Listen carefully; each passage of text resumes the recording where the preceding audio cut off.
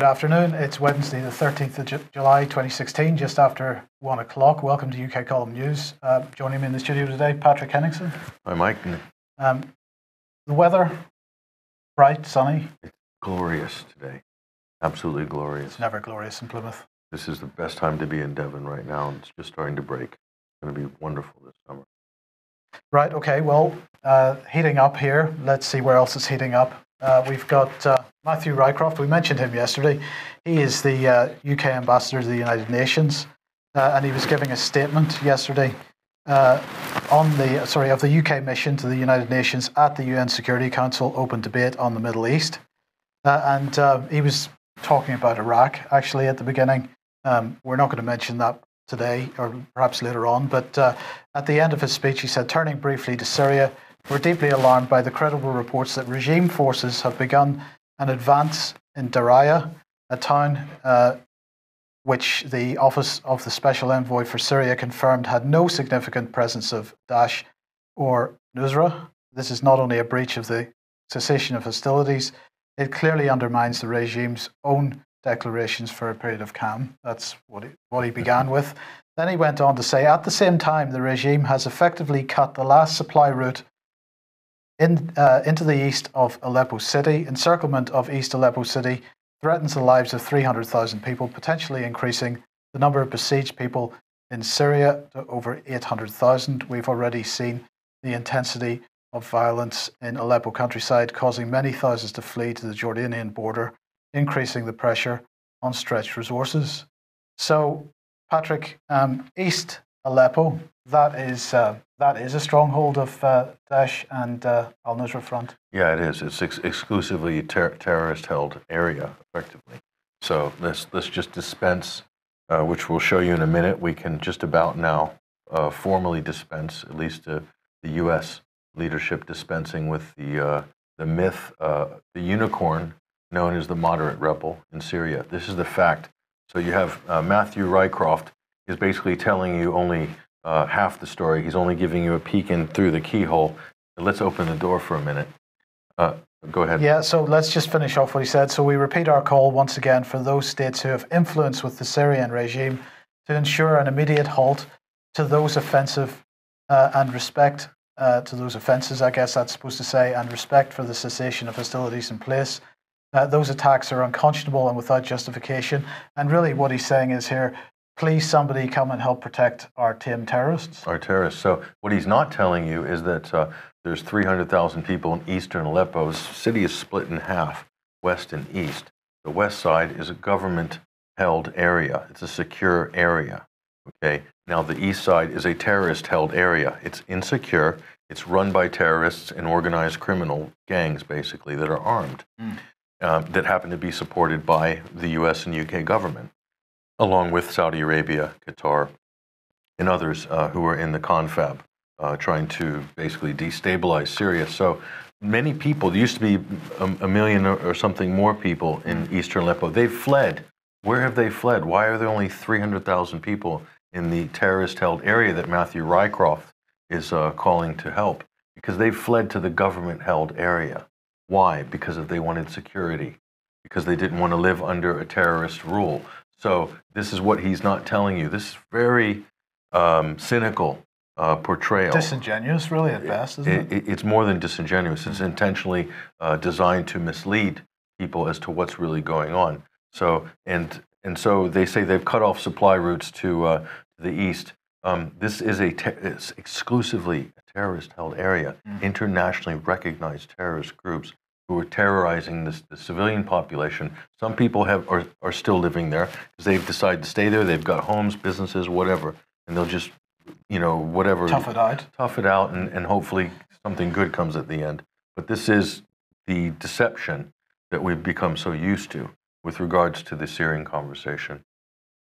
So Ahrar al-Sham and groups like this have long been held by the British in particular, and the United States as well, to be moderates. They're rebels, nice guys. Yeah, just opposition to the regime.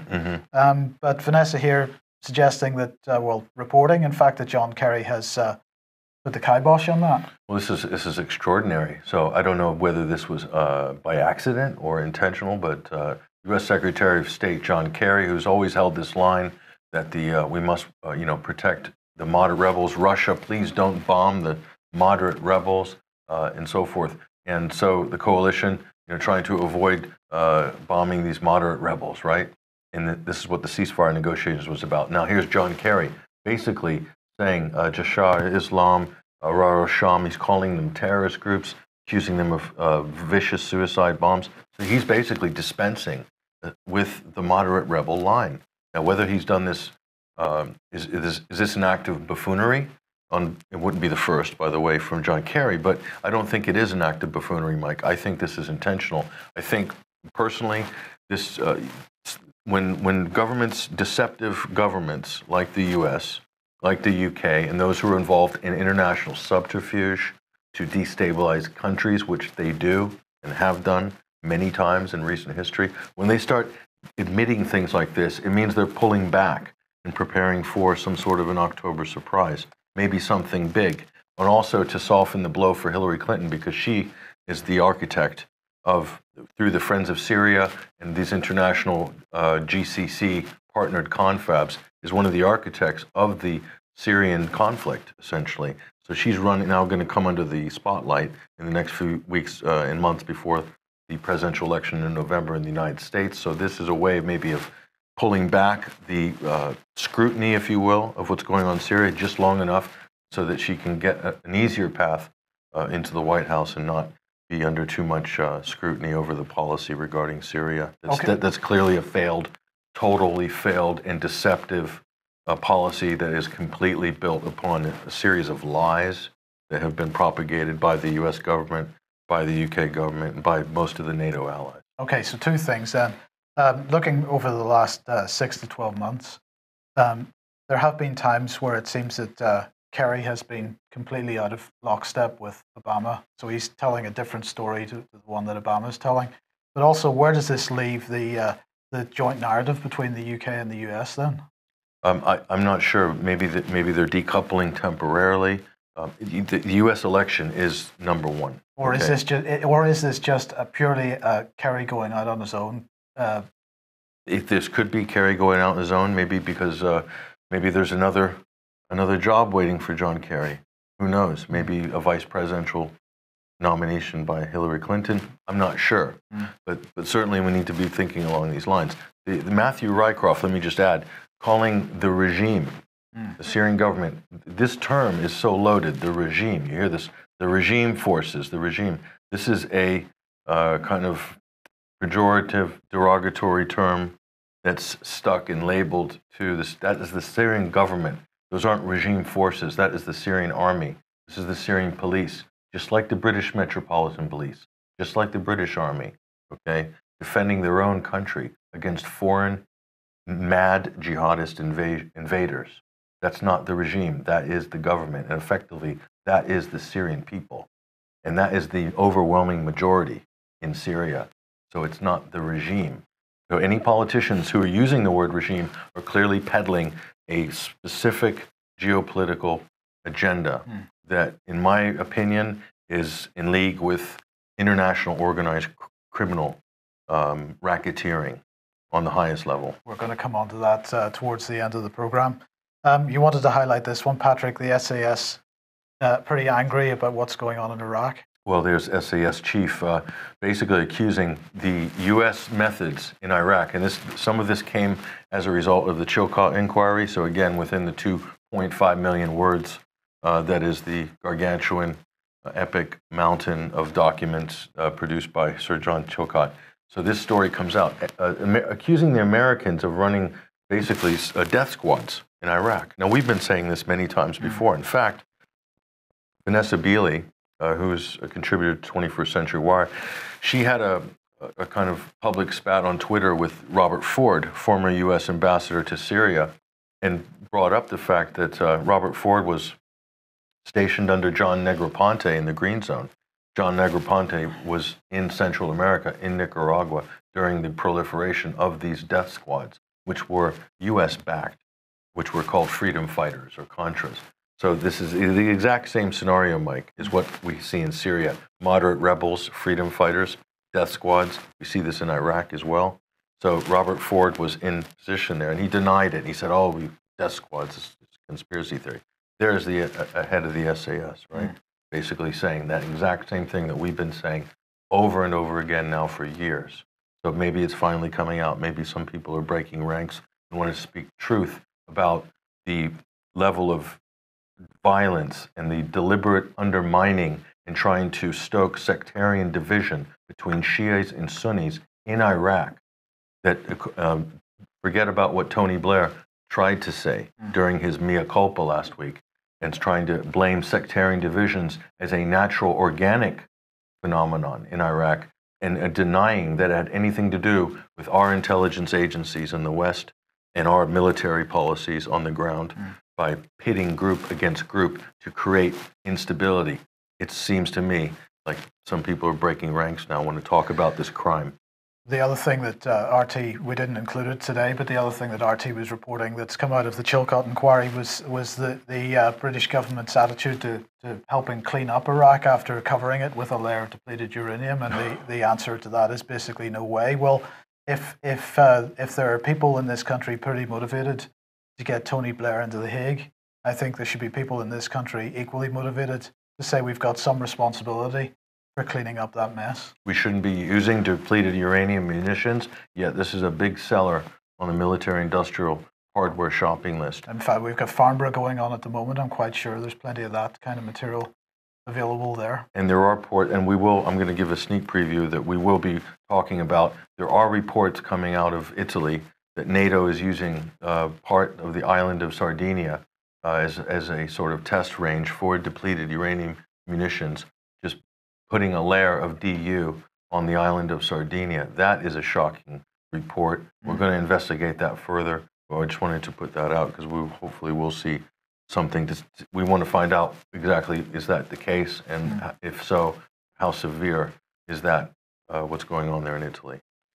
Well, speaking of Chilcot, you launched this shout poll on 21st Century Wire at the weekend. And let's see, this is should Tony Blair be tried for war crimes in The Hague? Let's have a look and see what's going on there. Well, that's 1,000 votes so far, Patrick, and 94% of people. I'm disappointed with that result, I have to say. Not enough. It's not enough. So 94% say Tony Blair should be tried for crimes, war crimes in The Hague, and 6% say no, he shouldn't. So he does have a few allies, Mike.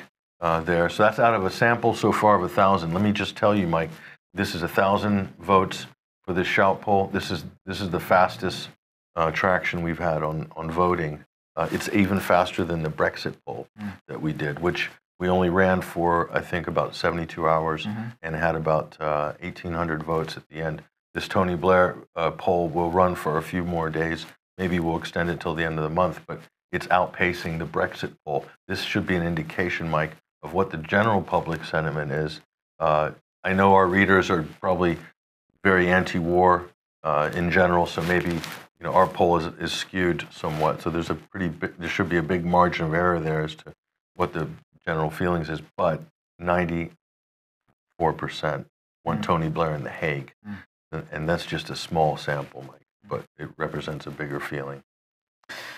Okay, well, defence procurement, then we've been talking about this over the last couple of days, and it's with Farnborough on at the moment a key subject, and we've been pointing out that, of course, most of the big contracts have been going to non-British companies, particularly Boeing. Well, this is Philip Dunn, who is the Minister for Defence Procurement, and so he's throwing the consolation prize at BAE now. He's giving them a contract for supporting Typhoons.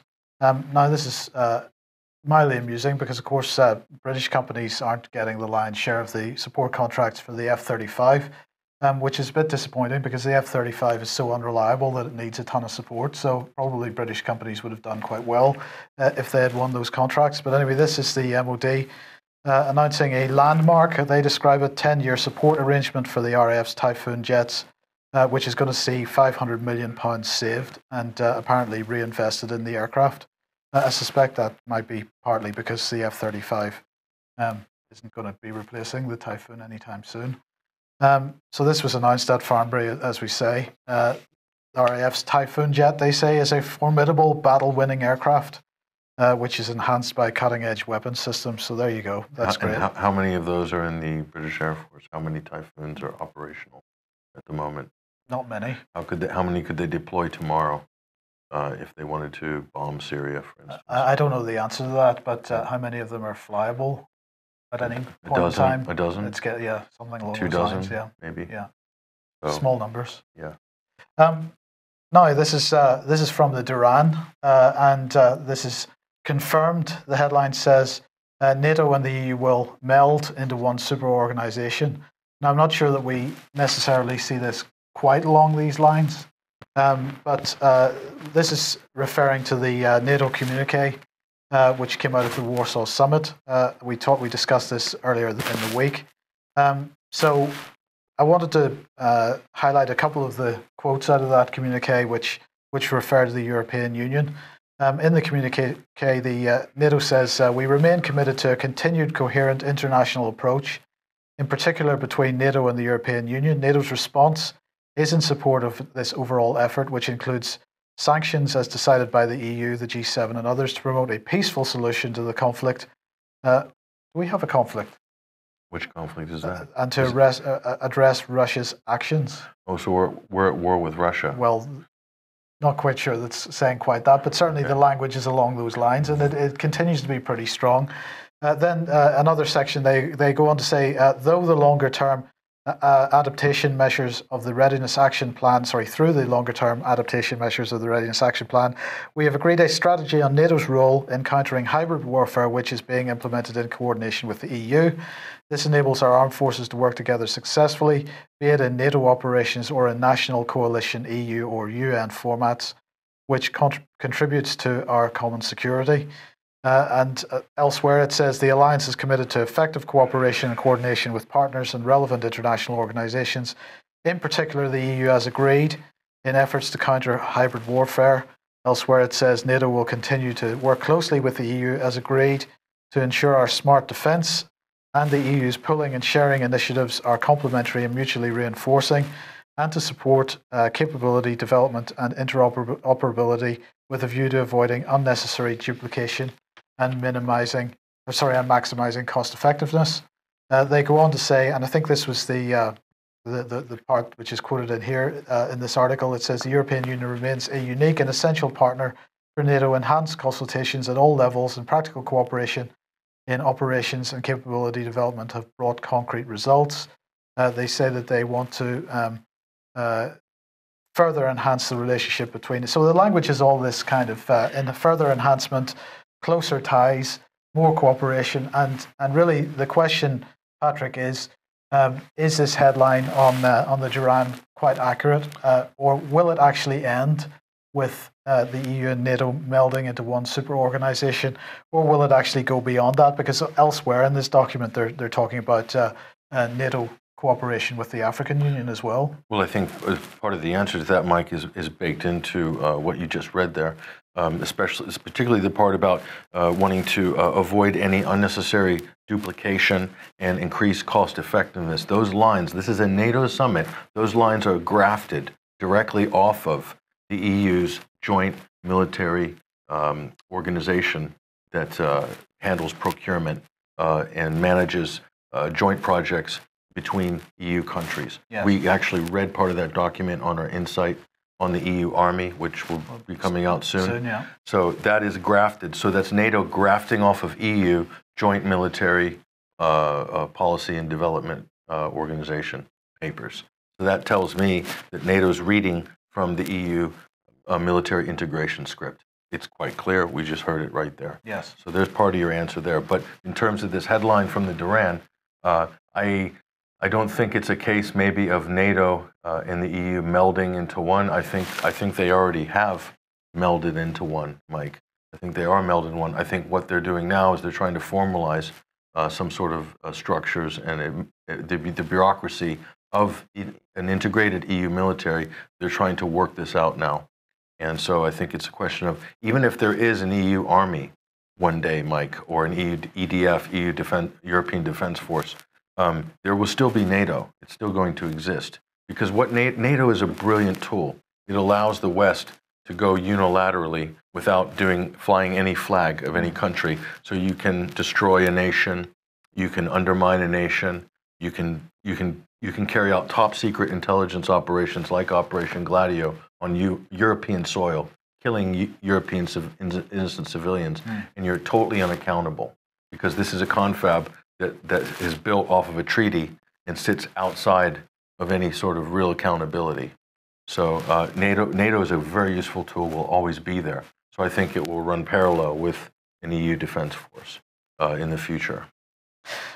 I think that's absolutely right. So, but military integration, absolutely a key policy agenda globally at the moment. Yeah, and we're seeing that right across the globe. We'll talk about RIMPAC in a few minutes. Right. Okay, we'll move on then. Completely different subject. Social work, and this is really, I think, needs to be seen in the light of the named person scheme in Scotland. This is a House of Commons report, the Education Committee, and they are talking about a new professional body being required for social workers. They're saying that the government should scrap its plans for setting up a new social work regulator and instead establish a strong professional body for social work to take a lead in helping deliver improvements. They're saying that social work is being pulled in different directions by the different agencies of government, and so therefore we've got to tie it much closer into government and have better integration between government departments and so on. And this is Neil Carmichael on screen at the moment, who is the chair of the Education Select Committee. He said social workers have a crucial role in improving outcomes for children, young people and families. He said there's a pressing need for greater coordination within government on the future of social work in England. Oh, I thought there was another one there. I apologise. He went on to say the appointment of 2 chief social workers, apparently against the wishes of the profession, has exacerbated the problem that we were discussing earlier. And he said we recommend the government move to 1 chief social worker, which will unify the profession at a national level and encourage joined-up thinking within government. We're just seeing this as a further move towards a named person type situation arriving in the UK wide, never mind in Scotland, because we've got all these social work related problems which have to be addressed. It is absolutely a problem reaction solution type situation we're witnessing here. And one of the phrases in that statement, Mike, that disturbs me a little bit, and maybe people should look into a little bit more, is the term thinking within government. So I didn't know government was a person. I didn't know a government isn't a thinking thing. A government performs and administrates things on behalf of the people. Yeah. At least it does in a democracy anyway. But maybe other governments are thinking things. Yes. But what is this thinking within government, Mike? And what exactly does that mean? That's kind of a disturbing. I think that the meaning of that has changed somewhat in the last few years. Yes. Okay. Right. Brexit then. This is the chairman of Wetherspoon's pub chain, one of the biggest pub chains in the country, Tim Martin. He's basically invoking Magna Carta here. He's saying Brexit is a modern Magna Carta. He's saying that the referendum was cataclysmic. He's saying that democracy is back. Well, Pat, I have to say, first of all, I'm not seeing any sign that democracy is back. In fact, quite the opposite, and we'll come on to that in a second when we talk about the Labour leadership and the shenanigans there. But this invocation of Magna Carta, something which is vastly misunderstood, Patrick, is the nature of the constitution in Britain, and many, many people believe that it is an unwritten constitution, and that therefore it's kind of made up as we go along. In fact, what people have got to remember is that the constitution in this country is 1,200 years old at the very least. It comes from pre-Norman times, and Magna Carta was not a constitutional document in the sense of the US Constitution. Magna Carta was a peace treaty, and what it did was it restated, it was a restatement of principles which already existed. So the King John, was acting beyond his authority in true common purpose style. He was reined in by the barons and the townspeople and the other people that were running at Runnymede, and a peace treaty was signed. It was a peace treaty which put down principles that were understood. Every constitutional document that we have, Bill of Rights is another one. In this case, the King was, the Bill of Rights was particularly there to deal with the idea of divine right, which the Stuart Kings were trying to reinstate, the divine right of kings. So the Bill of Rights, another restatement of the same principles once again. So until that restatement happens, once again, we have lost the divine right of kings. The Queen is not performing her role, but what we have instead is the divine right of Parliament, the divine right of government, rather than the House of Commons, particularly the House of Commons, because they don't see that the House of Lords has any right to intervene in their actions. So it's the divine right of the House of Commons that we're seeing at the moment. And we're right back in the same situation that Britain has seen time and time again throughout its history. And we need another Magna Carta at this point, but that's a peace treaty. And we're not at that point yet. I think we're not too far away. Now, somebody in the chat box earlier was saying, when we were talking about the Syrian regime, should we be describing what's coming as the May regime? And I think we quite possibly should. We'll see how it pans out. But some of what she is likely to do over the next months, and particularly as we see the whole Brexit thing play out, it may be that we find ourselves back in the position where we need another peace treaty. Well, Assad has one up on Theresa May. He was actually elected into presidency. At least they had an election, unlike this prime minister. So, well, this is an interesting point, right? Because I know it's only representational, through the party, but yes, technically you could make that argument if you want to talk about regimes. Yes, you could make that argument. Yeah. Absolutely. This article from the street here. Here's what Deutsche Bank's huge problems mean for it and the global economy. This isn't so much a comment on Deutsche Bank, because we've commented on Deutsche Bank quite a lot over the last few days, but really about this particular article, because what Alex Ullman here is saying is Deutsche Bank stock has been hammered. The global banking experts have issued worrisome assessments of its health, but actually it's being caused by Brexit. No, right, okay. He's kind of hedging his bets a little bit in this article. He's saying on one hand it's been caused by Brexit, and he's saying on the other hand, well, the problems were already there. But really the point that he's trying to make here is it's been caused by Brexit. So yes, the Brexit has had a hugely negative impact on Deutsche Bank's fortunes. He said Deutsche Bank has significant operations in the city and could see those operations adversely affected when Britain departs the European Union. In addition, the Brexit vote is just one more piece of economic news that has increased global financial volatility and shaken investor confidence. So Deutsche Bank's problems, nothing to do with derivatives, all to do with Brexit. And who is Alex Oldman? He looks very young, Mike. He looks like maybe he just came out of university. I think this is part of the problem with the mainstream media at the moment. They've got kids working for them. Yes. So putting that old trope out that Brexit has crashed the world economy. I just might add, Mike, that yesterday the Dow Jones Industrial Average closed at a record high. Did you know that? Yeah. That's interesting. So, but if and the FTSE 100 is doing the same kind of thing. But so Brexit's destroyed the world economy. But so that idea is just so sophomoric and childish, because that's to deny the absolute endemic rot of the financial system. If Deutsche Bank's books can't be balanced, guess whose fault that is? Deutsche Bank's, not anybody else's. So that's how the real world works. But unfortunately, banks are political, Mike, and propping up banks, because banks can do dirty things for dirty governments and can crash markets and countries and destroy whole nations like Greece, if they want to. So they need to inflate and keep some of these banks going for a period of time until they can sell off their junk bonds to somebody else in the future if they have to break them up or whatever. Well, we're going to be seeing just how political banks are in just a few minutes. But in the meantime, then even Ireland getting in on the act. Yeah, this is an interesting story. So Ireland considering an EU exit in response to Europe's tax harmonization plan. So basically, we have a situation in Ireland where Ireland's a net contributor to the European Union. It is now. Now, that's a big flip, Mike, from 15 years ago, when EU, especially small-holding agricultural subsidies, were the thing that was actually buying favor of the EU in Ireland for many years. I would say, Mike, for the last 40 years? Yeah.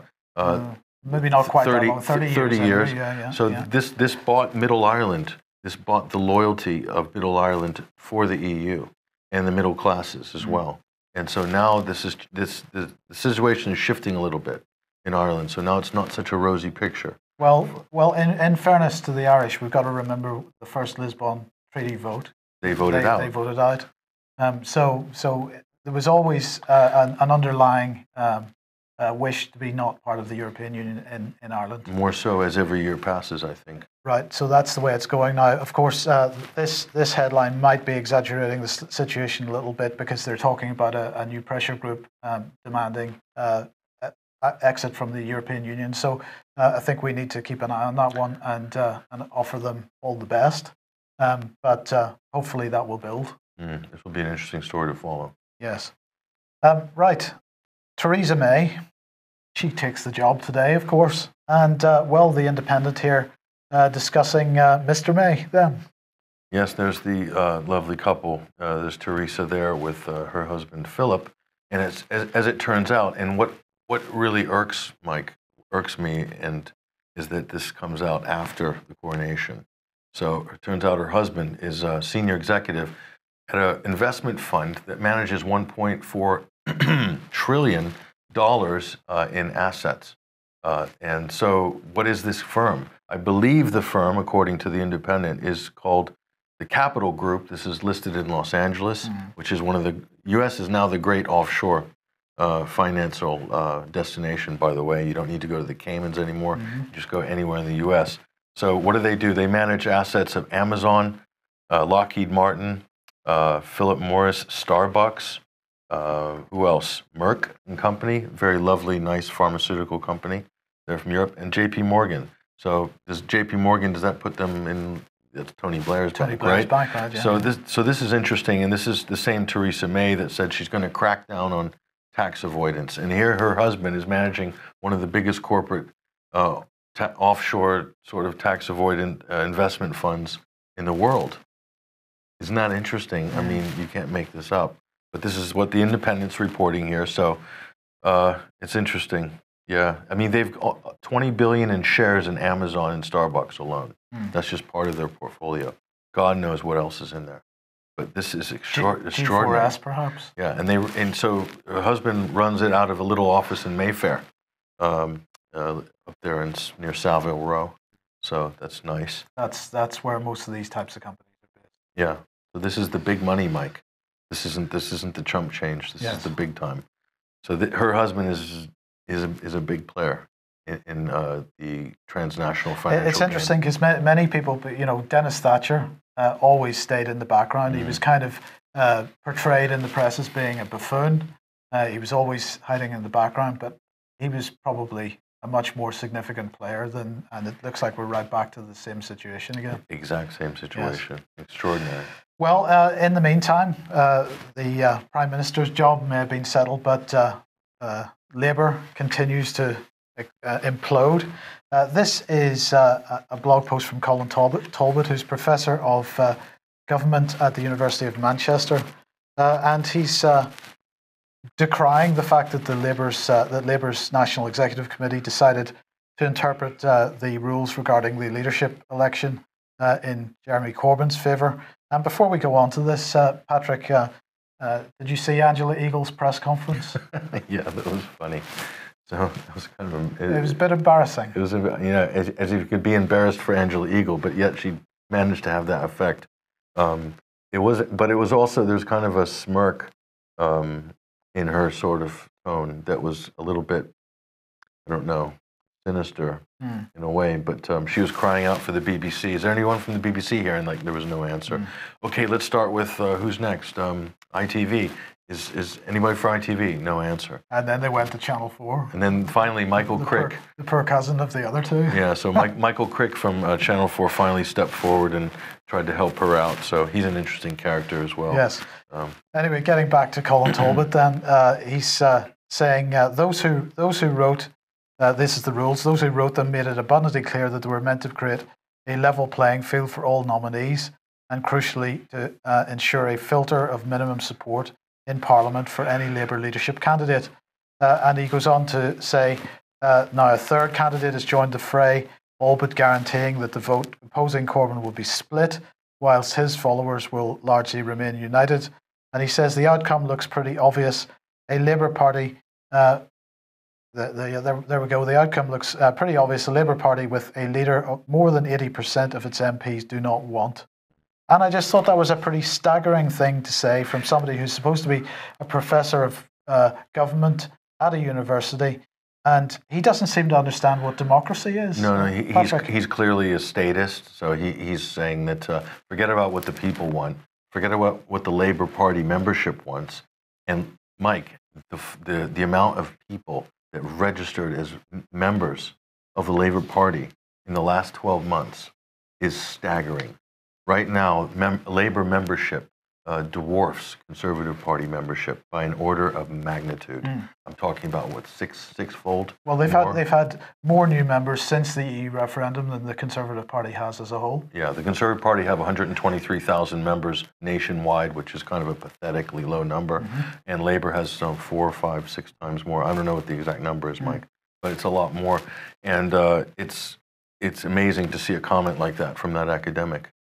So I guess the people count for nothing. What the people want, who cares? It's what the MPs want, right? I think it's a really important position that he has taken, because if we look at how democracy is being moulded and changed by the various change agents in Britain at the moment, we're being taken from this old idea of having a parliamentary monarchy through a representative democracy to a participatory democracy where only certain people get to participate.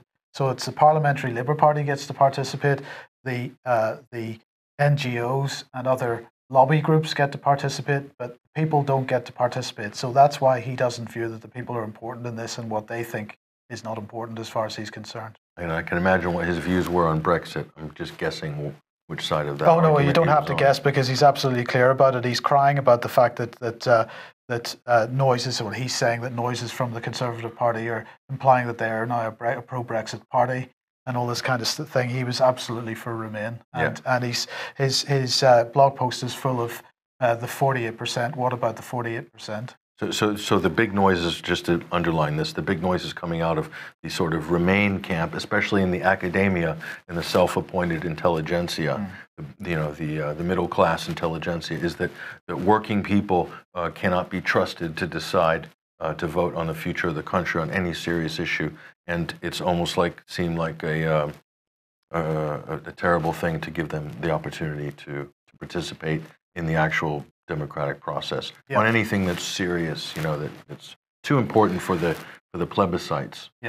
This is kind of where this group of people, this mode of thinking, I think it's a very dangerous little elite middle class intelligentsia that's kind of self-appointed itself to be the rightful guardians of democracy. It's kind of, especially in academia. So this person's teaching students about government. Absolutely. That's amazing in itself, yes, Mike. Absolutely. Right, let's move on. Back to 21st century war. Patrick, The Purge. The Purge, wow. You wouldn't believe, Mike, that they would release a movie like this in an election year in the United States. One of the most divisive elections in history. Hillary Clinton pitted against Donald Trump. So left-wing mobs have already, organized by George Soros-funded MoveOn.org, have already busted up most of the Trump political rallies, okay? And that's exactly along the theme of this film, which is about a sort of future dystopian story where the government allows a purge to happen once a year, where murder is legal, everything's legal, and this is designed as a pressure release valve for society. And the main character is from the Resistance Party, who wants to reform this terrible fascist system, is a blonde, middle-aged woman running for president who has a striking resemblance to Hillary Clinton. So this is Hollywood at its best in social engineering and manipulation. Or is it a warning? I don't know, but what the message is, and this is a great analysis if you go back to that slide by Sean Helton from 21st Century War. Fantastic analysis, one of the best he's done. And so he's basically saying it provides a dialectic, this film, which is you have two choices.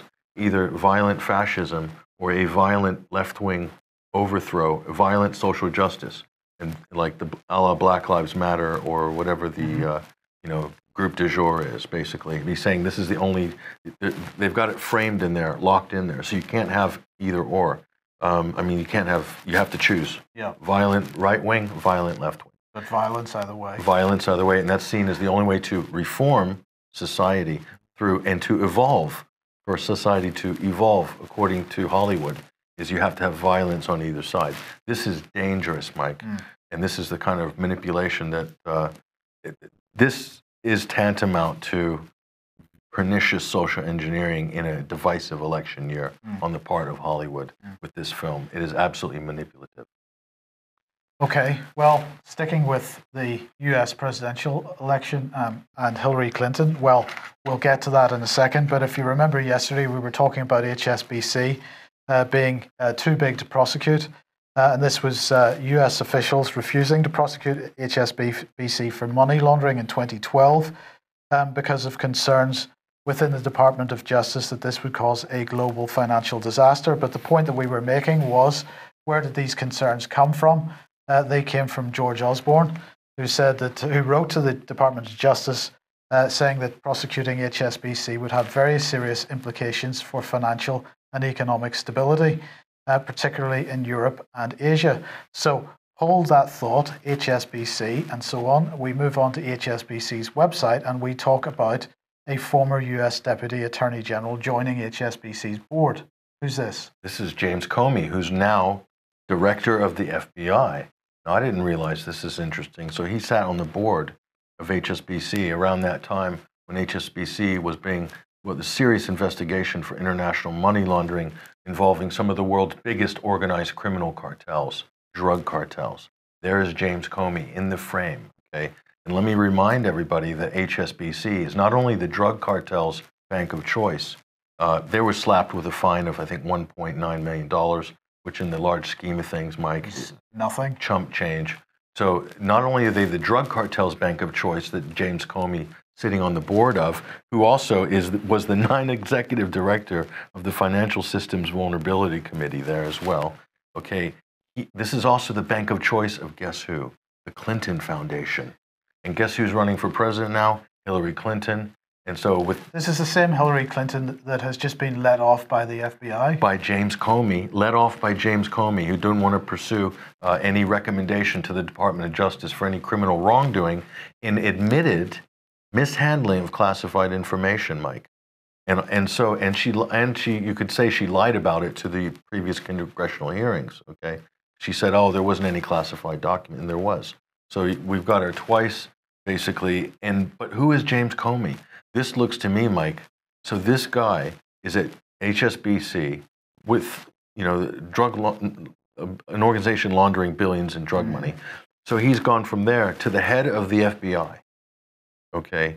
And the Clinton Foundation is also in there with HSBC. This looks to me like an organized crime syndicate. I mean, that's how I would look at it, and I'm thinking, is James Comey the fixer? Is this like the elite's fixer, basically? If you're the mob and you say, I've got to put my guy in an attorney general, we've got to get my guy in there, head of the FBI, let's get our guy in the head of the FBI, make sure that nothing serious happens here. And so Hillary Clinton been let off the hook by the DOJ. Loretta Lynch was also with James Comey, involved with the HSBC case, okay, where HSBC got off scot-free, basically. Right. They got a slap on the wrist, got paid a fine. And she's now head of the Department of Justice. The timing of this is unbelievable. So some people expect that Hillary is going to be president then?